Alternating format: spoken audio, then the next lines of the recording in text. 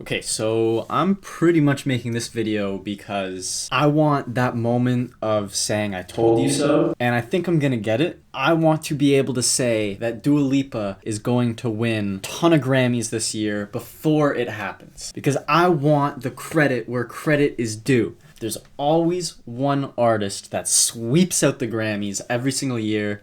There's the famous picture of Billie Eilish like holding all of her Grammys. And this year it is going to be Dua Lipa. Does she deserve it? That's a whole other discussion. I personally think she does. I mean, as far as people who are nominated, she had both artistic success and commercial success with her album. She reinvented the 80s again. I also loved the samples that she used on a lot of her songs. Now, some of the songs are just okay, but when her album came out and I gave it the full listen from start to end, I was genuinely impressed with the album. And for Future Nostalgia, which is the album that she came out with, which is the one getting all the frickin' Grammy nominations, see why a lot of people are sitting in their computers saying, she didn't deserve the Grammy nominations. The Weeknd deserved to be nominated instead of her. and I completely agree that The Weeknd should have also been nominated and probably win for Album of the Year. But if he didn't, I think the only other artist nominated in that category who had both commercial success and artistic success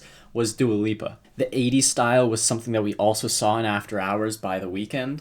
Both Dua Lipa and The Weeknd's album dropped at similar times, and that was right at the beginning of quarantine, and you had The Weeknd who took the 80s and went a little more dark with it. You had Dua Lipa who took the 80s and went just typical 80s bops.